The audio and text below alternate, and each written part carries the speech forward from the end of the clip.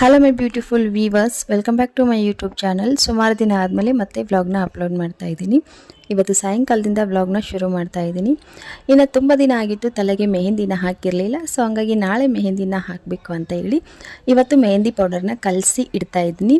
ಒಂದು 4 ಅವರ್ ಆದರೂ ಮೆಹಂದಿ ನೆನಿಬೇಕಲ್ವಾ ಕಲಸಿಟ್ಮೇಲೆ. ಸೊ ಹಂಗಾಗಿ ಇವಾಗಲೇ ಕಲಸಿ ಇಟ್ಟರೆ ಬೆಳಗ್ಗೆ ಹಚ್ಕೊಳ್ಳೋಕ್ಕಾಗತ್ತೆ ಅಂತ ಹೇಳಿ ನಾನಿಲ್ಲಿ ಹಿಮಾಲಯ ಹೆನ್ನ ಪೌಡರ್ನ ತೊಗೊಂಡಿದ್ದೀನಿ. ಇದರಲ್ಲಿ ಕೂದಲ ಆರೈಕೆಗೆ ಬೇಕಾಗಿರುವಂಥ ಎಲ್ಲ ಇಂಗ್ರೀಡಿಯೆಂಟ್ನು ಕೂಡ ಹಾಕಿರ್ತಾರೆ. ನೆಲ್ಲಿಕಾಯಿ, ಭೃಂಗರಾಜ, ಕರಿಬೇವು ಸೊಪ್ಪು, ಸೀಗೆಕಾಯಿ, ಆಮೇಲೆ ಲೆಮನ್ನು, ಮೆಂತ್ಯ ಕಾಳು ಎಲ್ಲನೂ ಹಾಕಿರ್ತಾರೆ. ಸೊ ಆದರೂ ಕೂಡ ನಾನು ಯೂಸ್ ಮಾಡಬೇಕಾದ್ರೆ, ಮೆಹಂದಿನ ಹಚ್ಕೊಬೇಕಾದ್ರೆ ಕೆಲವೊಂದಷ್ಟು ಪದಾರ್ಥಗಳನ್ನು ಹಾಕಿ ನಾನು ಮಿಕ್ಸ್ ಮಾಡಿ ಅದರಲ್ಲಿ ಮೆಹಂದಿ ಜೊತೆಗೆ ಕಲಸಿ ನಾನು ಹಚ್ಕೊಳ್ಳೋ ಅಭ್ಯಾಸ ಇದೆ ಮೊದಲಿಂದನೂ. ಸೊ ಇವಾಗ ನಾನಿಲ್ಲಿ ದಾಸವಾಳ ಹೂವು ಮತ್ತು ದಾಸವಾಳ ಎಲೆ ಎರಡೂ ಹಾಕ್ತಾಯಿದ್ದೀನಿ. ಹಾಗೆ ಅದ್ರ ಜೊತೆಗೆ ಕರಿಬೇವು ಸೊಪ್ಪನ್ನು ಹಾಕ್ತಾಯಿದ್ದೀನಿ. ಎಲ್ಲರ ಮನೆಯಲ್ಲಿ ಇರೋದೇ. ಮತ್ತು ನಾವು ಎಷ್ಟು ನಮ್ಮ ಕೂದಲನ್ನ ಆರೈಕೆ ಮಾಡ್ತೀವೋ ಅಷ್ಟು ನಮ್ಮ ಕೂದಲು ಆರೋಗ್ಯವಾಗಿ ಸೊಂಪಾಗಿ ಬೆಳೆಯುತ್ತೆ. ಸೊ ಅದೇ ರೀತಿ ನಾನಿಲ್ಲಿ ಮೆಂತ್ಯಕಾಳನ್ನ ನೆನೆಯಕ್ಕಿಟ್ಟಿದ್ದೆ. ಮೆಂತ್ಯಕಾಳು ನೆನೆಯಕ್ಕಿಡ್ಬೇಕಾದ್ರೆ ಸ್ವಲ್ಪ ನೀರು ಹಾಕ್ಬಿಟ್ಟು ನೆನೆಸಿ ಆ ನೀರು ಸಮೇತನೇ ನಾನು ಮೆಂತ್ಯಕಾಳನ್ನ ಹಾಕ್ತಾ ಇರ್ತೀನಿ. ಸೊ ಇದೆಲ್ಲ ಹಾಕಿ ನಾನು ಅದನ್ನು ರುಬ್ಕೊತೀನಿ, ಫೈನಾಗಿ ಪೇಸ್ಟ್ ಮಾಡ್ಕೊಂಡು ತೊಗೊತೀನಿ. ಸೊ ನೋಡಿ, ಈ ಥರ ಫೈನಾಗಿ ಪೇಸ್ಟ್ ಆದರೆ ನಮ್ಮ ಕೂದಲಲ್ಲಿ ಹೊಟ್ಟು ರೀತಿ ಅದು ಉಳ್ಕೊಳ್ಳೋದು ಇಲ್ಲ. ತರಿಯಾಗಿ ರುಬ್ಕೊಂಡ್ರೆ ಎಲ್ಲನೂ ಹಂಗೆ ಉಳ್ಕೊಳ್ಳುತ್ತೆ. ಇನ್ನು ಇದಕ್ಕೆ ನಾನು ಯಾವಾಗಲೂ ಬೇವಿನ ಎಲೆನೂ ಕೂಡ ಹಾಕ್ತಾಯಿದ್ದೆ. ಬಟ್ ಇವಾಗ ಬೇವಿನ ಎಲೆ ಹಾಕಿಲ್ಲ, ಸ್ಕಿಪ್ ಮಾಡಿದ್ದೀನಿ. ಹಾಗೆ ಅದ್ರ ಜೊತೆಗೆ ಟೀ ಡಿಕಾಕ್ಷನ್ನು ಕೂಡ ಹಾಕಿರ್ತೀನಿ. ಸೊ ಅದೆಲ್ಲ ಹಾಕ್ಬಿಟ್ಟು ಇವಾಗ ನಾನು ಮೆಹಂದಿನ ಕಲಿಸ್ಕೊತಾ ಇದ್ದೀನಿ. ಇದಕ್ಕೆ ಮತ್ತು ನೀವು ಆಲೂವೆರಾ ಕೂಡ ಹಾಕ್ಕೋಬೋದು, ಹಾಗೆ ಮೊಸರು ಕೂಡ ಹಾಕ್ಕೋಬೋದು. ಬಟ್ ಮೊಸರನ್ನು ಕೆಲವರು ಇಷ್ಟಪಡೋದಿಲ್ಲ. ಯಾಕೆ ಅಂದರೆ ಮೊಸರು ಹಾಕಿ ನಾವು ಮೆಹಂದಿನ ಕಲಿಸಿದಾಗ ಹುಳಿ ಸ್ಮೆಲ್ ಬರುತ್ತೆ. ಸೊ ಹಂಗಾಗಿ ಹಾಗೆ ಯಾವುದೇ ಕಾರಣಕ್ಕೂ ಲೆಮನ್ ಮಾತ್ರ ಯೂಸ್ ಮಾಡೋಕ್ಕೆ ಹೋಗ್ಬೇಡಿ ದಯವಿಟ್ಟು. ಯಾಕೆ ಅಂತಂದರೆ ಲೆಮನ್ ಹಾಕೋದ್ರಿಂದ ತುಂಬ ಬೇಗ ಬಿಳಿ ಕೂದಲಾಗೋ ಚಾನ್ಸಸ್ ಇರುತ್ತೆ. ಸೊ ಹಂಗಾಗಿ ನಾನು ಯಾವತ್ತೂ ಲೆಮನ್ ಯೂಸ್ ಮಾಡಿಲ್ಲ. ಇನ್ನು ಎಕ್ಸ್ಟ್ರಾ ಇಂಗ್ರೀಡಿಯೆಂಟ್ ಬಂದುಬಿಟ್ಟು ಬೇವಿನ ಸೊಪ್ಪು ಮತ್ತು ಆಲೂವೆರಾ, ಇವೆರಡನ್ನು ನಾನು ಸ್ಕಿಪ್ ಮಾಡಿದ್ದೀನಿ. ನಿಮಗೆ ಸಿಕ್ಕರೆ ಖಂಡಿತ ನೀವು ಹಾಕ್ಕೊಬೋದು. ತುಂಬಾ ಒಳ್ಳೆಯದು, ತುಂಬಾ ಬೆನಿಫಿಟ್ಸ್ ಇದೆ. ಓಕೆ, ನಾನಿವಾಗ ಆವಾಗಲೇ ರುಬ್ಬಿಟ್ಕೊಂಡಿರೋ ಪೇಸ್ಟ್ನ ಹಾಕಿ ಮೊದಲಿಗೆ ಚೆನ್ನಾಗಿ ಮಿಕ್ಸ್ ಮಾಡ್ಕೊತೀನಿ. ಬೇಗ ಒಮ್ಮೆಲೆ ನಾವೇನಾದರೂ ನೀರು ಹಾಕ್ಕೊಂಡು ಬಿಟ್ಟರೆ ಅದು ಬೇಗ ತೆಳ್ಳಗಾಗೋಗುತ್ತೆ. ಹಂಗಾಗಿ ನಾನು ಸ್ವಲ್ಪನೇ ಆಮೇಲೆ ನೀರು ಹಾಕ್ತೀನಿ. ಹಂಗೆ ಇದ್ರ ಜೊತೆಗೆ ಟೀ ಡಿಕಾಕ್ಷನ್ ಬೇರೆ ಹಾಕ್ತೀನಿ ನೋಡಿ. ಸೊ ಹಂಗಾಗಿ ನೀರಿನ ಅವಶ್ಯಕತೆ ಬೀಳೋದಿಲ್ಲ. ಅದೇ ಮಿಕ್ಸಿ ಜಾರ್ಗೆ ಸ್ವಲ್ಪ ನೀರು ಹಾಕಿ ಅದೆಲ್ಲನೂ ಕ್ಲಿಯರ್ ಆಗೋವರೆಗೂ ಚೆನ್ನಾಗಿ ತೊಳೆದ್ಬಿಟ್ಟು ಹಾಕ್ತೀನಿ. ಅದನ್ನು ಹಾಕಿ ಚೆನ್ನಾಗಿ ಮಿಕ್ಸ್ ಮಾಡ್ಕೊತೀನಿ. ಟೀ ಡಿಕಾಕ್ಷನ್ನ ಮಸ್ಟ್ ಆಗಿ ಹಾಕಿ. ಯಾಕೆ ಅಂತಂದರೆ ಟೀ ಡಿಕಾಕ್ಷನಿಂದ ತುಂಬಾ ಬೆನಿಫಿಟ್ಸ್ ಇದೆ. ತುಂಬ ಕಲರ್ ಬರುತ್ತೆ ಮೆಹಂದಿಗೆ, ಶೈನ್ ಆಗುತ್ತೆ ಹೇರ್ಸು ಕೂಡ. ಸೊ ಹಂಗಾಗಿ ಸ್ವಲ್ಪನೇ ಟೀ ಡಿಕಾಕ್ಷನ್ ಹಾಕಿ ಚೆನ್ನಾಗಿ ಕಲಿಸ್ಕೊತೀನಿ. ಸ್ಪೂನಿಂದ ಕಲ್ಸಕ್ಕೆ ಹೋದರೆ ಮೆಹಂದಿ ಚೆನ್ನಾಗಿ ಮಿಕ್ಸ್ ಆಗೋದೇ ಇಲ್ಲ, ಗಂಟು ಹಂಗೆ ಉಳ್ಕೊಂಡ್ಬಿಡುತ್ತೆ. ಸೊ ಹಂಗಾಗಿ ಕೈಯಿಂದನೇ ಒಂದು ಸಾರಿ ಚೆನ್ನಾಗಿ ಮಿಕ್ಸ್ ಮಾಡಿ ಸ್ವಲ್ಪ ಕೈಯಿಂದ ಒತ್ತಿ ಚೆನ್ನಾಗಿ ಕಲಿಸಿದ್ರೆ ಮೆಹಂದಿ ಸ್ಮೂತಾಗಿ ಬರುತ್ತೆ. ಸೊ ಇವಾಗ ನೋಡಿ, ಲಾಸ್ಟಲ್ಲಿ ಒಂದು ಸ್ವಲ್ಪ ಟೀ ಡಿಕಾಕ್ಷನ್ ಹಾಕ್ತೀನಿ. ಈ ಕನ್ಸಿಸ್ಟೆನ್ಸಿನಲ್ಲಿ ಬಂತು, ಸ್ವಲ್ಪ ಗಟ್ಟಿನೇ ಆಗಿದೆ. ಇನ್ನೊಂದು ಸ್ವಲ್ಪ ಕೈಯಿಂದ ಮಿಕ್ಸ್ ಮಾಡಿಕೊಂಡು ಲಾಸ್ಟಲ್ಲಿ ಒಂದು ಕೊನೆಯ ಸೀಕ್ರೆಟ್ ಇಂಗ್ರೀಡಿಯೆಂಟ್ನ ನಾನು ಹಾಕ್ತೀನಿ, ನಿಮಗೂ ಕೂಡ ಹೇಳ್ತೀನಿ. ಸೊ ನೋಡ್ತಾ ಹೋಗಿ, ವಿಡಿಯೋ ನೋಡ್ತಾ ಪ್ಲೀಸ್ ವಿಡಿಯೋಗೆ ಒಂದು ಲೈಕ್ನ ಕೊಡಿ, ನನ್ನ ಚಾನಲ್ನ ಸಬ್ಸ್ಕ್ರೈಬ್ ಮಾಡ್ಕೊಳ್ಳಿ ಹೊಸದಾಗಿ ಯಾರಾದರೂ ಬಂದವರಿದ್ದರೆ. ನೋಡಿ, ಇವಾಗ ಮೆಹಂದಿ ಬ್ಯಾಟರ್ ಬಂದ್ಬಿಟ್ಟು ಸ್ವಲ್ಪ ಗಟ್ಟಿ ಕನ್ಸಿಸ್ಟೆನ್ಸಿನಲ್ಲೇ ಇದೆ. ಇದಕ್ಕೆ ಇನ್ನೂ ಸ್ವಲ್ಪ ನೀರು ಹಾಕಬೇಕು. ನಾನು ನೀರು ಹಾಕೋದಿಲ್ಲ. ನೀರು ಹಾಕೋದು ಬದಲಿಗೆ ಆ ಜಾಗದಲ್ಲಿ ನಾನು ಇವಾಗ ನಿಮ್ಗೆ ತೋರಿಸ್ತಾ ಇದ್ದೀನಿ ನೋಡಿ. ಇದನ್ನು ನಮ್ಮ ಉತ್ತರ ಕರ್ನಾಟಕ ಸೈಡಲ್ಲಿ ಅಂಟ್ಯಾಳ್ಕಾಯಿ ಅಂತ ನಾವು ಕರಿತೀವಿ. ಇನ್ನು ಇದಕ್ಕೆ ನೊರೆಕಾಯಿ ಅಂತಲೂ ಕೂಡ ಹೇಳ್ತಾರೆ. ಸೊ ಇದು ಸೀಗೆಕಾಯಿಯ ಇನ್ನೊಂದು ಮೂಲ ಅಂತಲೇ ಹೇಳ್ಬೋದು. ಸೊ ಇದನ್ನು ಒಂಚೂರು ನಾವು ನೆನೆ ಹಾಕಬೇಕು. ಬೆಳಗ್ಗೆ ನೆನೆ ಹಾಕಿ ರಾತ್ರಿ ನಾವು ಮೆಹಂದಿ ಕಲಿಸ್ಬೇಕಾದ್ರೆ ಚೆನ್ನಾಗಿ ಕುದಿಸ್ಕೊಬೇಕು. ಕುದಿಸ್ಕೊಂಡಾಗ ಈ ಥರ ಮೆತ್ತಗಾಗುತ್ತೆ, ಸಾಫ್ಟಾಗಿ ಬರುತ್ತೆ. ಇದನ್ನ ನಾವು ಕೈಯಿಂದ ಕಿವುಚಿದಾಗ ಅದರಲ್ಲಿ ರಸ ಬರುತ್ತೆ. ಸೊ ನೊರೆಯಾಗಿ ರಸ ಬರುತ್ತೆ. ಈ ನೊರೆಕಾಯಿನ ಬಟ್ಟೆ ಒಗೆಯೋಕ್ಕೂ ಕೂಡ ಯೂಸ್ ಮಾಡ್ತಾರೆ, ರೇಷ್ಮೆ ಬಟ್ಟೆಗೂ ಕೂಡ ಯೂಸ್ ಮಾಡ್ತಾರೆ. ಅದೆಲ್ಲನೂ ಚೆನ್ನಾಗಿ ಕಿವುಚಿದಾಗ ಒಂದು 2 ಸ್ಪೂನ್ ಆಗುವಷ್ಟು ನೊರೆ ರೀತಿ ನೀರು ಬಂತು. ಆ ನೀರನ್ನ ನಾನು ಇವಾಗ ಮೆಹಂದಿಗೆ ಹಾಕಿ ಕಲಿಸ್ಕೊತಾ ಇದ್ದೀನಿ. ಇನ್ನೂ ಜಾಸ್ತಿ ಗಟ್ಟಿಯಾಗಿದ್ದರೆ ಮೆಹಂದಿ ಇನ್ನೂ ಸ್ವಲ್ಪ ನೊರೆಕಾಯಿನ ಕಿವುಚ್ಕೊಬೇಕು. ನಾನು ಅದರಲ್ಲಿ ಸ್ವಲ್ಪ ಒಂದು 4-5 ನೊರೆಕಾಯಿನ ಕಿವುಚ್ಕೊಂಡಿದ್ದೀನಿ ಅಷ್ಟೇ. ಇನ್ನು ಮಿಕ್ಕಿರೋ ನೊರೆಕಾಯಿನ ಹಂಗೆ ಇಟ್ಟಿದ್ದೀನಿ. ಸ್ನಾನಕ್ಕಾಗತ್ತೆ. ಮೆಹಂದಿ ಹಚ್ಕೊಂಡು ಆದಮೇಲೆ ತಲೆ ಸ್ನಾನ ಮಾಡಬೇಕಾದ್ರೆ ಅದೇ ನೊರೆಕಾಯಿಂದ ತಲೆ ಸ್ನಾನ ಮಾಡ್ತೀನಿ ನಾನು. ಇನ್ನು ಹೋಲ್ ನೈಟ್ ಇದನ್ನು ಹಂಗೆ ಇಟ್ಬಿಡ್ತೀನಿ. ಬೆಳಿಗ್ಗೆ ನಾನು ಅಪ್ಲೈ ಮಾಡ್ಕೊತೀನಿ. The next day. Welcome back, good morning ಎಲ್ರಿಗೂ. ಸೊ ನೆಕ್ಸ್ಟ್ ಡೇಗೆ ವ್ಲಾಗ್ ಕಂಟಿನ್ಯೂ ಆಗ್ತಾ ಇದೆ. ಯಾವಾಗಲೂ ನಾನು ಮಾರ್ನಿಂಗ್ ಎದ್ದ ತಕ್ಷಣವೇ ಮೆಹಂದಿ ಅಪ್ಲೈ ಮಾಡಿಕೊಂಡು ಎಲ್ಲ ಕೆಲಸನೂ ಮಾಡ್ತಾ ಇರ್ತೀನಿ. ಬಟ್ ಇವಾಗ ಬೇಸಿಗೆ ಕಾಲ ಇರೋದ್ರಿಂದ ಮಾರ್ನಿಂಗ್ ಎದ್ದ ತಕ್ಷಣವೇ ಮೆಹಂದಿ ಅಪ್ಲೈ ಮಾಡಿಕೊಂಡ್ರೆ ಎಲ್ಲ ಸೋರೋಗುತ್ತೆ ಬೆವರಿಗೆ. ಸೊ ಹಂಗಾಗಿ ಮೊದಲಿಗೆ ಟಿಫನ್ ಕೆಲಸನ ಮುಗಿಸ್ಕೊಂಡು ಬಿಡೋಣ ಅಂತ ಹೇಳಿ ಇವಾಗ ಟಿಫನ್ ಮಾಡ್ತಾ ಇದ್ದೀನಿ.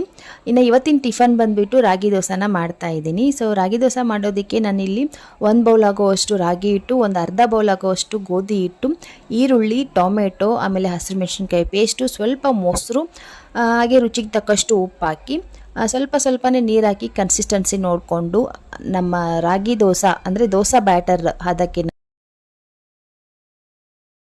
ಕಲಿಸ್ಕೊಂಡು ಒಂದು 10 ನಿಮಿಷ ಆದಮೇಲೆ ಒಂದು ಪಿಂಚ್ ಆಗೋಷ್ಟು ಸೋಡಾ ಹಾಕ್ಬಿಟ್ಟು ನಾವು ದೋಸೆನ ಹಾಕೊಳ್ಳೋದಷ್ಟೇ.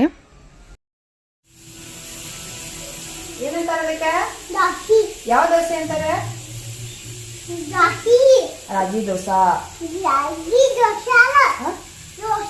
ದೋಸಾ ನೆನಪಿದೀನ ಇಷ್ಟ ನಿನಗೆ? ಇನ್ನೊಂದೇನಾದ್ರು ಬಾಜು ಇದ್ದಿದ್ದು ದೋಸೆ ಬಾಜು ಇಲ್ಲ ದೋಸೆ ಬಾಜು ಇಲ್ಲ ಇದೀನ ರಾಗಿ ಮುದ್ದೆ. ಏನದ? ರಾಗಿ ಮುದ್ದೆ. ನನ್ನ ಮಗ ನನಗೆ ಒಂದು ರೀತಿ ಲಿಟಲ್ ಹೆಲ್ಪರ್ ಇದ್ದಾಗೆ. ನಾನು ಯಾವುದೇ ಕೆಲಸ ಮಾಡಿದ್ರು ಅದೆಲ್ಲದರಲ್ಲೂ ಕೂಡ ಜಾಯ್ನ್ ಆಗ್ತಾನೆ, ನನಗೆ ಸಣ್ಣ ಪುಟ್ಟ ಸಹಾಯ ಮಾಡ್ತಾನೆ ಇರ್ತಾನೆ. ಆ ಕೌಂಟರ್ ಟಾಪ್ ಗಲೀಜಾದರೂ ಪರವಾಗಿಲ್ಲ, ನಮ್ಮಮ್ಮ ಇದ್ದಾಳೆ ಎಲ್ಲ ಕ್ಲೀನ್ ಮಾಡೋದಕ್ಕೆ ಅಂತ ಹೇಳಿ ಅವನು. ಇನ್ನು ಸಮ್ಮರ್ ಹಾಲಿಡೇಸ್ ಶುರು ಆದಾಗಿಂದನೂ ಆರು ಮತ್ತು ಗುಂಡ ಅಂತೂ ನನಗೆ ಫುಲ್ ಹೆಲ್ಪ್ ಮಾಡ್ತಾ ಇದ್ದಾರೆ, ಫುಲ್ ಕಾಂಪಿಟೇಷನ್ನಲ್ಲೇ ಹೆಲ್ಪ್ ಮಾಡ್ತಾ ಇದ್ದಾರೆ. ಇವ್ರ ಕೈಯಿಂದ ಹೆಲ್ಪ್ ಮಾಡಿಸ್ಕೊಂಡ್ರು ಕಷ್ಟನೇ, ಮಾಡಿಸ್ಕೊಳ್ದೇ ಇದ್ರೂ ಕಷ್ಟನೇ. ಅವ್ರು ನನಗೆ ಹೆಲ್ಪ್ ಮಾಡೋದು ಒಂದು ಕಡೆ ಇದ್ದರೆ, ಇನ್ನು ಅವ್ರು ಮಾಡಿರೋ ಗಲೀಜೆಲ್ಲ ಕ್ಲೀನ್ ಮಾಡೋದು ಇನ್ನೂ ಒಂದು ಎಕ್ಸ್ಟ್ರಾ ಕೆಲಸ ಆಗೋಗುತ್ತೆ ನನಗೆ. ಓಕೆ, ಇನ್ನು ಆಲೂಗಡ್ಡೆ ಪಲ್ಯಗೆ ಒಗ್ಗರಣೆ ಆಗ್ತಾಯಿದೆ. ಏನಿಲ್ಲ, ಇದನ್ನ ಸಿಂಪಲ್ಲಾಗಿ ಮಾಡಿಕೊಂಡೆ. ಎಣ್ಣೆ ಬಿಸಿಗಿಟ್ಟು, ಎಣ್ಣೆ ಬಿಸಿ ಆದಮೇಲೆ ಜೀರಿಗೆ ಸಾಸಿವೆ ಹಾಕಿ ಚಿಟಪಟ ಅಂತ ಸಿಡಿಯೋಕ್ಕೆ ಸ್ಟಾರ್ಟ್ ಆದಮೇಲೆ ಉದ್ದಕ್ಕೆ ಕಟ್ ಮಾಡಿಟ್ಕೊಂಡಿರುವಂಥ ಈರುಳ್ಳಿ, ಹಸಿರು ಮೆಣಸಿನ್ಕಾಯಿ ಪೇಸ್ಟು, ಟೊಮೆಟೊ ಹಾಕಿ ಚೆನ್ನಾಗಿ ಬಾಡಿಸ್ಕೊಂಡು ಸ್ವಲ್ಪ ಉಪ್ಪು ಹಾಕಿ ಬೇಗ ಫ್ರೈ ಆಗುತ್ತೆ. ಅದಾದಮೇಲೆ ಬೇಯಿಸಿರೋ ಆಲೂಗಡ್ಡೆನ ಹಾಕಿ ಚೆನ್ನಾಗಿ ಮಿಕ್ಸ್ ಮಾಡಿಕೊಂಡು ಬೇಕಿದ್ರೆ ಸ್ವಲ್ಪ ಸಕ್ಕರೆನ ಹಾಕ್ಬಿಟ್ಟು 1-2 ನಿಮಿಷ ಬೇಯಿಸ್ಕೊಂಡ್ರೆ ಪಲ್ಯ ರೆಡಿ ಆಗುತ್ತೆ. ಇನ್ನು ಹಂಗೆ ಕೊಬ್ಬರಿ ಚಟ್ನಿನೂ ಕೂಡ ಅದಕ್ಕೂ ಕೂಡ ಒಗ್ಗರಣೆ ಮಾಡಿಕೊಂಡೆ. ಇಷ್ಟೇ ಇವತ್ತು ದೋಸೆ ಕಾಂಬಿನೇಷನ್ನು. ಇನ್ನು ಎಲ್ರಿಗೂ ಬಿಸಿ ಬಿಸಿಯಾಗಿ ದೋಸೆನ ಹಾಕ್ಕೊಡ್ತೀನಿ. ಎಲ್ಲರೂ ದೋಸೆ ತಿಂದಾದಮೇಲೆ ಮಧ್ಯಾಹ್ನಕ್ಕೂ ಕೂಡ ಸ್ವಲ್ಪ ಸಾಂಬಾರಿದೆ, ಸೊ ಹಾಗೆ ಅನ್ನ ಮಾಡ್ಕೊತೀನಿ. ಬೇಸಿಗೆ ಟೈಮ್ನಲ್ಲಿ ಮಧ್ಯಾಹ್ನಕ್ಕೆ ಜಾಸ್ತಿ ಊಟನೂ ಸೇರೋದಿಲ್ಲ. ಸೊ ಹಂಗಾಗಿ ಇನ್ನು ದೋಸೆ ಮಾಡಬೇಕಾದ್ರೆ ಫಸ್ಟ್ ಒಂದು ಟ್ರಯಲ್ ನೋಡ್ಕೊತೀನಿ, ದೋಸೆ ಎದ್ದೇಳುತ್ತೋ ಇಲ್ವೋ ಅಂತ ಹೇಳ್ಬಿಟ್ಟು. ಚೆನ್ನಾಗೇ ಎದ್ದೇಳ್ತು. ಇನ್ನು ಅದಾದಮೇಲೆ ಸ್ವಲ್ಪ ತೆಳು ಮಾಡಿಕೊಂಡು ತೆಳ್ಳಗೆ ದೋಸೆನ ಹಾಕ್ಕೊಂಡು ಚೆನ್ನಾಗಿ ಸ್ವಲ್ಪ ಮೇಲ್ಗಡೆಯಿಂದ ಎಣ್ಣೆನೋ ಅಥವಾ ತುಪ್ಪನೋ ಇಲ್ಲ ಬೆಣ್ಣೆನೋ ಹಾಕ್ಬಿಟ್ಟು ಅದಕ್ಕೆ ಸ್ವಲ್ಪ ಬಿಳಿ ಎಲ್ಲ ಹಾಕಿ ಒಂದು ಲಿಡ್ನ ಕ್ಲೋಸ್ ಮಾಡಿ ಚೆನ್ನಾಗಿ ಬೇಯಿಸ್ಕೊಂಡ್ರೆ ನಮ್ಮ ರಾಗಿ ದೋಸೆ ತಿನ್ನೋದಕ್ಕೆ ರೆಡಿ ಆಗುತ್ತೆ. ಸಖತ್ ಚೆನ್ನಾಗಿರುತ್ತೆ.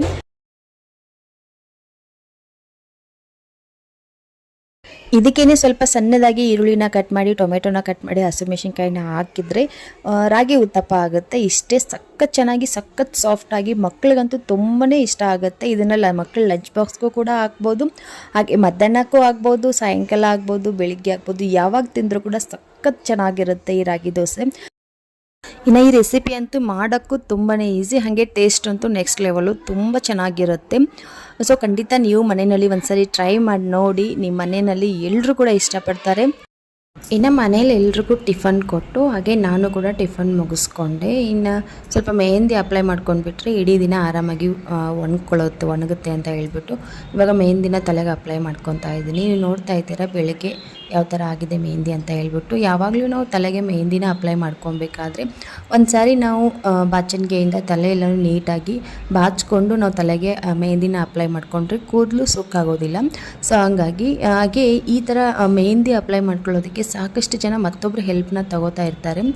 ಸೊ ನಾನಿವಾಗ ತೋರಿಸ್ತಾ ಇರೋ ರೀತಿ ನೀವು ಅಪ್ಲೈ ಮಾಡಿಕೊಂಡ್ರೆ ಯಾರದೇ ಸಹಾಯನೂ ನಮಗೆ ಅವಶ್ಯಕತೆ ಇರೋದಿಲ್ಲ. ಸುಮ್ಮನೆ ನೀವು ಹಚ್ಬರ್ರಿ ಅಂತ ಕೇಳೋ ನೆಸೆಸಿಟಿನೂ ಇರೋದಿಲ್ಲ. ನಾವೇ ಆರಾಮಾಗಿ ನಮ್ಮ ತಲೆಗೆ ಮೆಹಂದಿನ ಅಪ್ಲೈ ಮಾಡ್ಕೊಬೋದು. ಇವಾಗ ನೋಡಿ, ನಮ್ಮ ಏರ್ಸ್ನ 2 ಪಾರ್ಟಾಗಿ ಮಾಡಿಕೊಂಡು ಮಧ್ಯದಲ್ಲಿ ಮೇಲ್ಗಡೆ ಒಂದು ಸ್ವಲ್ಪ ಕೂದಲನ್ನ ನಾವು ತೊಗೊಂಡು ಫಸ್ಟ್ ಅದಕ್ಕೆ ಸ್ಕ್ಯಾಪ್ಗೆ ಮತ್ತು ಕಂಪ್ಲೀಟಾಗಿ ಎಲ್ಲ ಹೇರ್ಸ್ಗೂ ತುದಿವರೆಗೂ ನಾವು ಚೆನ್ನಾಗಿ ಮೆಹಂದಿನ ಹಚ್ಚಬೇಕಾಗತ್ತೆ. ಸ್ವಲ್ಪ ಜಾಸ್ತಿನೇ ಮೆಹಂದಿನ ಹಚ್ಕೊಳ್ಳಿ. ಮೆಹಂದಿ ಹಚ್ಚೋದ್ರಿಂದ ಕೂದಲು ತುಂಬಾ ಥಿಕ್ಕಾಗಿ ಬರುತ್ತೆ, ಶೈನಿಂಗ್ ಆಗಿರುತ್ತೆ, ಹಾಗೆ ಕೂದಲು ಬೇಗ ಬೆಳೆಯುತ್ತೆ. ಸೊ ಹಂಗಾಗಿ ಮೆಹಂದಿನ ಆವಾಗವಾಗ 15 ಡೇಸ್ಗೊಂದು ಸಾರಿ ಅಥವಾ 1 ತಿಂಗಳಿಗೊಂದು ಸಾರಿನಾದರೂ ಹಚ್ಚಿದ್ರೆ ತುಂಬಾ ಒಳ್ಳೆಯದು. ಹಾಗೆ ನೀವು ಇವಾಗ ನೋಡ್ತಾ ಇರೋ ಹಾಗೆ ನಾನು ನೆತ್ತಿ ಮೇಲ್ಗಡೆ ಇರೋ ಒಂದು ಸ್ವಲ್ಪ ಭಾಗ ಕೂದಲನ್ನ ತಗೊಂಡು ಅದಕ್ಕೆ ಕಂಪ್ಲೀಟಾಗಿ ಮೆಹಂದಿನ ಅಪ್ಲೈ ಮಾಡಿದೆ. ಅದಾದಮೇಲೆ ಅದನ್ನು ಒಂದು ಸ್ವಲ್ಪ ನಾಟ್ ರೀತಿ ಹಾಕಿ ಅಲ್ಲೇ ಗಂಟು ಹಾಕಿದೆ.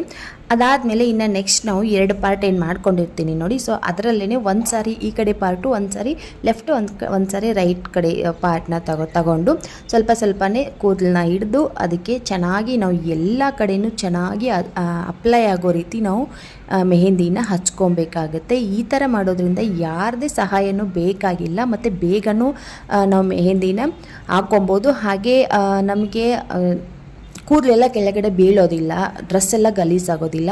ನಾನು ಸುಮಾರು ದಿನದಿಂದ ಇದೇ ಥರನೇ ಆಗ್ತಾ ಇದ್ದೀನಿ. ಹಾಗೆ ನಾವು ಪಾರ್ಲರ್ಗೆಲ್ಲ ಹೋದಾಗಲೂ ಕೂಡ ಅವರು ಕೂಡ ಇದೇ ಥರನೇ ಆಗ್ತಾರೆ. ಇನ್ನು ಈ ಥರ ಹಾಕ್ಕೊಬೇಕಾದ್ರೆ ನಾವು ಜಾಸ್ತಿ ಸ್ವಲ್ಪ ಟೈಟಾಗಿ ಹಾಕಕ್ಕೆ ಹೋಗಬೇಡಿ.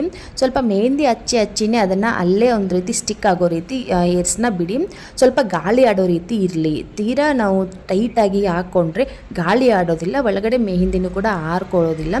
ಸೊ ಹಾಗಾಗಿ ಇವಾಗ ನಾನು ತೋರಿಸ್ತಾ ಇದ್ದೀನಿ ನೋಡಿ, ಈ ಥರ ಹಾಕ್ಕೊಂಡ್ರೆ ಈಸಿಯಾಗಿ ನಾವು ಮೆಹಂದಿನ ಅಪ್ಲೈ ಮಾಡ್ಕೊಬೋದು. ಹಾಗೆ ನಾವು ಆರಾಮಾಗಿ ಇಡೀ ದಿನ ಕೆಲಸನ ಮಾಡ್ಕೋಬೋದು ಮೆಹಂದಿನ ಅಪ್ಲೈ ಮಾಡಿಕೊಂಡು. ಪದೇ ಕೂದಲು ಬಿದ್ದೋಗೋದು, ಆಮೇಲೆ ಡ್ರೆಸ್ ಗಲೀಜಾಗೋದು ಇದೇನು ಆಗೋದಿಲ್ಲ ಈ ಥರ ನಾವು ಮೆಹಂದಿನ ಅಪ್ಲೈ ಮಾಡಿದ್ರೆ. ನಾನು ಮೆಹಂದಿನ ಹಚ್ಕೋಬೇಕಾದ್ರೆ ಯಾರು ಹೆಲ್ಪು ತಗೊಳ್ಳೋದಿಲ್ಲ. ಇವಾಗ ತೋರಿಸ್ತಾ ಇದ್ದೀನಿ ನೋಡಿ, ಇದೇ ಥರ ನಾನು ಒಬ್ಬಳೇ ಆರಾಮಾಗಿ ಮೆಹಂದಿನ ಹಚ್ಕೊತೀನಿ. ಬೇಕಿದ್ರೆ ನೀವು ಒಂದ್ಸರಿ ಟ್ರೈ ಮಾಡಿ ನೋಡಿ, ತುಂಬಾ ಈಸಿಯಾಗಿ ಹಚ್ಕೋಬೋದು, ಹೆಲ್ಪ್ ಆಗುತ್ತೆ ನಿಮಗೂ ಕೂಡ. ಮೆಹಂದಿನ ಹಚ್ಕೋಬೇಕಾದ್ರೆ ಆದಷ್ಟು ಸ್ಕ್ಯಾಪ್ಗೆ ತಾಗೋ ಥರ ಮೆಹಂದಿನ ಹಚ್ಕೊಳ್ಳಿ. ಸ್ವಲ್ಪ ಸ್ಕ್ಯಾಪ್ಗೆ ಮೆಹಂದಿ ಹೋಗೋದ್ರಿಂದ ತಲೆನೂ ಕೂಡ ತಂಪಾಗಿರುತ್ತೆ, ನಮ್ಮ ದೇಹ ಯಾವಾಗಲೂ ತಂಪಾಗಿರುತ್ತೆ. ಹಾಗೆ ಹೇರ್ಸು ಕೂಡ ಬೇಗ ಬೆಳೆಯುತ್ತೆ, ಬೇಗ ಗ್ರೋ ಆಗುತ್ತೆ. ಅದಾದಮೇಲೆ ಮುಂದ್ಗಡೆ ಕೂದಲಿಗೂ ತುದಿವರೆಗೂ ಕೂಡ ಚೆನ್ನಾಗಿ ಹಚ್ಕೊಳ್ಳಿ ಮೆಹಂದಿನ. ನಾವು ಎಷ್ಟು ಹೇರ್ಸ್ಗೆ ಎಷ್ಟು ನಾವು ಕೂದಲು ತುದಿವರೆಗೂ ನಾವು ಮೆಹಂದಿನ ಸ್ವಲ್ಪ ದಪ್ಪ ಲೇಯರ್ ಹಚ್ಕೊತೀವೋ ಅಷ್ಟು ನಮ್ಮ ಹೇರ್ಸು ತುಂಬ ಚೆನ್ನಾಗಿ ಕಾಣಿಸುತ್ತೆ, ಶೈನಿಂಗಾಗಿ ಕಾಣಿಸುತ್ತೆ. ಹಾಗೆ ಮೆಹಂದಿ ಹಚ್ಕೊಂಡಾದ್ಮೇಲೆ ಒಂದು 4 ರಿಂದ 5 ಅವರ್ ಆದರೂ ನಮ್ಮ ಮೆಹಂದಿ ನಮ್ಮ ತಲೆಯೊಳಗೆ ಹಂಗೆ ಇರಬೇಕು. ಅದು ಒಣಗುತ್ತೋ ಬಿಡುತ್ತೋ ಸೆಕೆಂಡ್ರಿ. ನೀವು ಸ್ವಲ್ಪ ಗಾಳಿನಲ್ಲಿ ಕೂತ್ಕೊಂಡ್ರೆ ಬೇಗ ಒಣಗುತ್ತೆ. ನಾವು ಕೆಲಸ ಮಾಡ್ತಾ ಓಡಾಡ್ಕೊಂಡಿದ್ರೆ ಅಲ್ಲೇ ಸ್ವೆಟ್ ಆಗಿ ಅದು ಬೇಗ ಒಣಗೋದಿಲ್ಲ. ಆದಷ್ಟು ಸ್ವಲ್ಪ ಗಾಳಿನಲ್ಲಿರಿ. ಒಂದು 4 ರಿಂದ 5 ಅವರ್ ಆದರೂ ಮೆಹಂದಿನ ಒಣಗಾಕ್ಬಿಡಿ. ಒಣಗಿದಾದ್ಮೇಲೆ ನೀವು ತಲೆನ ವಾಶ್ ಮಾಡ್ಕೋಬೋದು. ಹಾಗೆ ನಿಮಗೆ ಇಲ್ಲೊಂದು ನಾನು ಟಿಪ್ಸ್ನ ಕೊಡೋಕ್ಕೆ ಇಷ್ಟಪಡ್ತೀನಿ. ನಾವು ಮೆಹಂದಿನ ಅಪ್ಲೈ ಮಾಡ್ಕೊಂಡಿದ್ದ ದಿನ ನಾವು ಹೇರ್ ವಾಶ್ ಏನು ಮಾಡ್ತೀವಿ ನೋಡಿ, ಸೊ ಆವಾಗ ನಾವು ತಲೆಗೆ ಶಾಂಪು ಹಾಕದೇನೆ ನಾರ್ಮಲ್ ವಾಟರಿಂದ ಮಾತ್ರ ನಾವು ತಲೆ ಸ್ನಾನ ಮಾಡಬೇಕು. ಇಲ್ಲ ಅಂತ ಅಂದರೆ ನಿಮ್ಮ ಮನೇಲಿ ಏನಾದರೂ ಸೀಗೆಕಾಯಿ ಅಥವಾ ಅಂಟ್ಯಾಳಕಾಯಿ, ನಾನು ಆವಾಗಲೇ ಹೇಳಿದೆ ನೋಡಿ ನೊರೆಕಾಯಿ ಅಂತ, ಸೊ ಆ ಥರದ್ದು ಏನಾದರೂ ಇದ್ದರೆ ಅದನ್ನು ನೀವು ಹಾಕ್ಬಿಟ್ಟು ತಲೆನ ವಾಶ್ ಮಾಡ್ಕೊಳ್ಳಿ. ಶಾಂಪು ಹಾಕೋಕ್ಕೆ ಹೋಗಬೇಡಿ. ಹಾಗೆ ಅದಾದಮೇಲೆ ಆವತ್ತಿನ ದಿನ ನಾರ್ಮಲಾಗಿ ಹೇರ್ ವಾಶ್ ಮಾಡಿಕೊಂಡು ನೈಟ್ ಮಲಗಬೇಕಾದ್ರೆ ತಲೆ ತುಂಬ ಸ್ಕ್ಯಾಪ್ಗೆ ಮತ್ತು ಹೇರ್ಸ್ಗೆ ಚೆನ್ನಾಗಿ ಕೊಬ್ಬರಿ ಎಣ್ಣೆನ ಸ್ವಲ್ಪ ಬಿಸಿ ಮಾಡಿಬಿಟ್ಟು ಹಚ್ಕೊಬೇಕು. ಅದನ್ನ ಚೆನ್ನಾಗಿ ಮಸಾಜ್ ಮಾಡಿಕೊಂಡು ಮೈಲ್ಡಾಗಿ ತಲೆಯೆಲ್ಲ ಮಸಾಜ್ ಮಾಡಿಕೊಂಡು ಹೇರ್ಸ್ ತುದಿಗೆ ಎಲ್ಲನೂ ಹಚ್ಕೊಂಡು ಒಂದು ಸ್ವಲ್ಪ ಒಂದು ಜಡೆ ಹಾಕ್ಕೊಂಡು ಹಂಗೆ ಮಲ್ಕೊಳ್ಳಿ. ಬೆಳಿಗ್ಗೆ ಎದ್ದು ನೆಕ್ಸ್ಟ್ ಡೇ ಮಾರ್ನಿಂಗು ಚೆನ್ನಾಗಿ ನಿಮಗೆ ಯಾವ್ದು ಇಷ್ಟ ಆಗುತ್ತೋ ಆ ಶಾಂಪೂನ, ಮೈಲ್ಡಾಗಿರೋ ಶಾಂಪೂನ ಯೂಸ್ ಮಾಡಿಕೊಂಡು ತಲೆ ಸ್ನಾನ ಮಾಡ್ಕೊಂಡು ನೋಡಿ. ಯಾವುದೇ ರೀತಿ ಕಂಡೀಷ್ನರ್ ಬೇಡ, ಏನು ಬೇಡ, ನಮ್ಮ ಕೂದಲು ಎಷ್ಟು ಸ್ಮೂತಾಗಿ ಸಿಲ್ಕಿಯಾಗಿ ಕಾಣಿಸುತ್ತೆ ಅಂತ ಒಂದು ಸಾರಿ ಟೆಸ್ಟ್ ಮಾಡಿ. ತುಂಬ ದಿನಗಳವರೆಗೂ ಮೆಹಂದಿನೂ ಕೂಡ ತಲೆಯಲ್ಲಿ ಹಾಗೆ ಇರುತ್ತೆ, ಸಖತ್ ಚೆನ್ನಾಗಿ ಕಾಣಿಸುತ್ತೆ ನಮ್ಮ ಕೂದಲು. ನೀವು ಬೇಕಿದ್ರೆ ಒಂದು ಸಾರಿ ಮನೆಯಲ್ಲಿ ಟ್ರೈ ಮಾಡಿ ನನಗೆ ಹೇಳಿ. ಸರಿ, ಇವಾಗ ಮೆಹಂದಿ ಎಲ್ಲನೂ ಅಪ್ಲೈ ಮಾಡಿಕೊಂಡೆ. ಒಂದು 4 ರಿಂದ 5 ಅವರ್ ಅದು ಚೆನ್ನಾಗಿ ಒಣಗ್ಕೊಳ್ಳಿ. ನೋಡಿ ಕೈ ಕೂಡ ಎಷ್ಟು ಕಲರಾಗಿ ಬಂದಿದೆ ಅಂತ ಹೇಳ್ಬಿಟ್ಟು. ಓಕೆ, ಇನ್ನು ಸುಮಾರು ಪಾತ್ರೆಗಳಿತ್ತು. ನಾನು ಟಿಫನ್ ಮಾಡಿರೋ ಪಾತ್ರೆ ಎಲ್ಲ ಏನು ಕ್ಲೀನ್ ಮಾಡಿರಲಿಲ್ಲ. ಮೆಹಂದಿ ಹಚ್ಕೊಂಡೆ ಎಲ್ಲ ಕೆಲಸ ಮಾಡಿಕೊಂಡ್ರೆ ಆಯಿತು. ಸುಮಾರು ಜನ ಈ ಥರ ಸೆಲ್ಫ್ ಕೇರ್ ಏನಾದರೂ ಮಾಡಿಕೊಂಡಾಗ ಅದೇ ಕೆಲಸಕ್ಕೆ ಅಂತಲೇ ಕೆಲವೊಂದಿಷ್ಟು ಸಮಯನ ಮೀಸಲಿಡ್ತಾರೆ. ಆ ಥರ ಮಾಡೋ ಬದಲಿಗೆ ನಾವು ತಲೆಗೆ ಹೇರ್ ಪ್ಯಾಕ್ ಹಾಕೊಂಡಾದ್ಮೇಲೆ ಮಿಕ್ಕಿರೋ ಕೆಲಸ ಎಲ್ಲನೂ ಮುಗಿಸ್ಕೊಂಡ್ರೆ ನಮ್ಮ ಕೆಲಸನೂ ಆನ್ ಟೈಮಿಗೆ ಮುಗಿಯುತ್ತೆ. ಸ್ವಲ್ಪ ಟೈಮು ಕೂಡ ಸೇವ್ ಆಗುತ್ತೆ, ನಮಗೆ ಒತ್ತಡ ಕೂಡ ಕಡಿಮೆ ಆಗುತ್ತೆ. ನಮ್ಗೆ ಒಂದು ಕೆಲಸ ಯಾವುದಾದ್ರೂ ಹೆಚ್ಚಾದರೆ ಮತ್ತೆ ಒಂದು ಟೈಮ್ ಅಲ್ಲಿಗೆ ಮ್ಯಾನೇಜ್ಮೆಂಟ್ ಆಗೋದಿಲ್ಲ. ಸೊ ಹಂಗಾಗಿ ನಮ್ಮದೇನೇ ಪರ್ಸ್ನಲ್ ಕೆಲಸ ಇದ್ರೂ ಕೂಡ ಅಲ್ಲಿಗೆ ನಾವು ಟೈಮ್ನ ಕವರ್ ಮಾಡಬೇಕಾಗುತ್ತೆ. ಇನ್ನು ಮಧ್ಯಾಹ್ನಕ್ಕೆ ನಾನು ರಾಗಿ ಅಂಬಲಿನ ಮಾಡಿದ್ದೆ, ಸ್ವಲ್ಪ ಅನ್ನ ಕೂಡ ಮಾಡ್ಕೊಂಡಿದ್ದೆ. ಹಾಗೆ ಸಾಂಬಾರಿತ್ತು, ಇನ್ನು ಸ್ವಲ್ಪ ದೋಸೆ ಬ್ಯಾಟರು ಕೂಡ ಇತ್ತು. ಅದನ್ನು ಕೇಳಿದವ್ರಿಗೆ ಅದನ್ನು ಮಾಡಿಕೊಟ್ಟೆ, ದೋಸೆನ ಮಾಡಿಕೊಟ್ಟೆ. ಇನ್ನು ಅನ್ನ ಸಾಂಬಾರು ಮಾತ್ರ ಮಿಕ್ಕಿದವರು ತಿಂದರು. ಸ್ವಲ್ಪ ರಾಗಿ ಅಂಬಲಿನ ಕುಡಿದ್ರೆ ಈ ಬೇಸಿಗೆ ಬಿಸಿಲಿಗೆ ತಂಪಾಗೂ ಇರುತ್ತೆ, ಲೈಟಾಗಿರುತ್ತೆ. ಮಧ್ಯಾಹ್ನ ಟೈಮು ಇವಾಗ ಜಾಸ್ತಿ ಊಟನೂ ಕೂಡ ಸೇರೋದಿಲ್ಲ. ಇನ್ನು ಹಾಗೆ ಎಲ್ಲರದ್ದು ಊಟನೂ ಮುಗಿಸ್ಕೊಂಡೆ.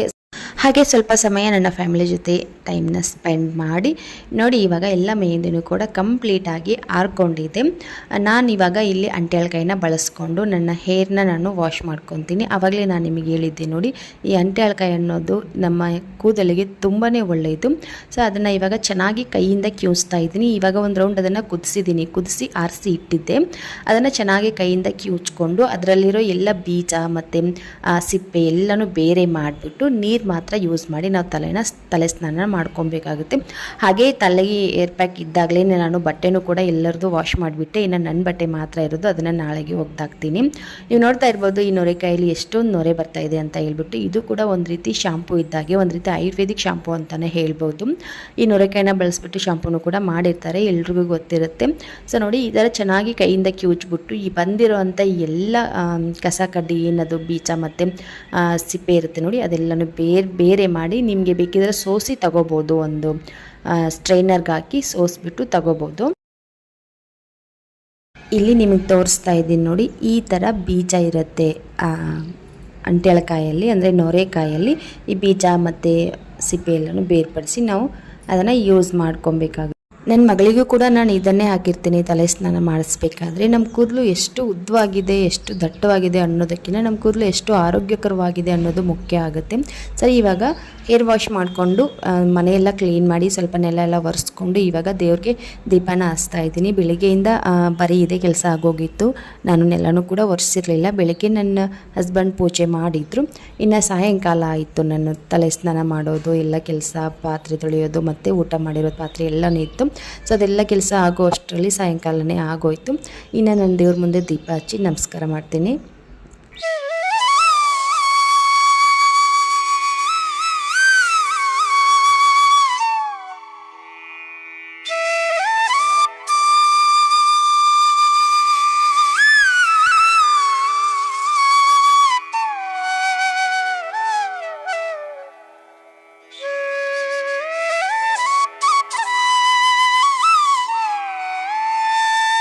ಹಾಗೆ ರಾತ್ರಿ ಊಟಕ್ಕೆ ಮಧ್ಯಾಹ್ನದ್ದು ಅನ್ನ ಸಾಂಬಾರು ಹಂಗೆ ಇತ್ತು. ಸೊ ಅದನ್ನೇ ತಿನ್ಕೊತೀನಿ ಅಂತ ಹೇಳಿದ್ರು. ಯಾರು ಕೂಡ ಸರಿಯಾಗಿ ರಾತ್ರಿ ಊಟ ಮಾಡೋದಿಲ್ಲ, ಕಡಿಮೆನೇ ಊಟ ಮಾಡೋದು. ಸೊ ಹಂಗಾಗಿ ಏನು ಅಡುಗೆನೂ ಕೂಡ ರೆಸಿಪಿ ಯಾವುದೂ ಮಾಡಲಿಲ್ಲ.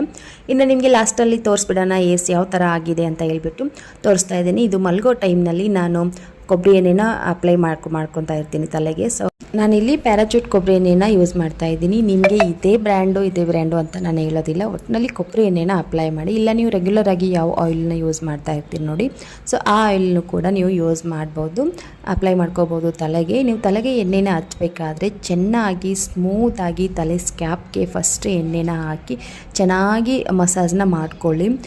ಸೊ ಸ್ಕ್ಯಾಪ್ಗೆ ಎಷ್ಟು ಸಾಧ್ಯ ಆಗುತ್ತೋ ಅಷ್ಟು ಮಸಾಜ್ ಮಾಡ್ಕೊಳ್ಳಿ. ಸೊ ಇನ್ನೂ ಒಂದು ಏನಪ್ಪ ಅಂತಂದರೆ, ನೀವು ಆದಷ್ಟು ಕೊಬ್ಬರಿ ಎಣ್ಣೆನ ಕಾಯಿಸಿ ಯೂಸ್ ಮಾಡಿದ್ರೆ ತುಂಬಾ ಒಳ್ಳೆಯದು. ಸೊ ನಾನಿಲ್ಲಿ ಹಂಗೆ ಹಚ್ಕೊತಾ ಇದ್ದೀನಿ. ನೀವು ಸ್ಕ್ಯಾಪ್ಗೆ ಹಚ್ಕೋಬೇಕಾದ್ರೆ ಸ್ವಲ್ಪ ಕಾಯಿಸಿ ಹಚ್ಚಿದ್ರೆ ನೆಗಡಿ ಆಗಲ್ಲ ಅಂತ ಹೇಳ್ತಾರೆ. ಸೊ ಇವಾಗ ಬೇಸಿಗೆ ಕಾಲ ಇರೋದ್ರಿಂದ ಓಕೆ. ಹಾಗೆ ನೀವು ಯಾರಾದರೂ ಮನೆಯಲ್ಲಿ ಹೆಲ್ಪ್ ಮಾಡೋರಿದ್ರೆ ಅವ್ರ ಕೈಯಿಂದ ಮಸಾಜ್ ಮಾಡ್ಕೊಂಡ್ರೆ ಇನ್ನೂ ಚೆನ್ನಾಗಿರುತ್ತೆ, ಸ್ಟ್ರೆಸ್ ಕಡಿಮೆ ಆಗುತ್ತೆ.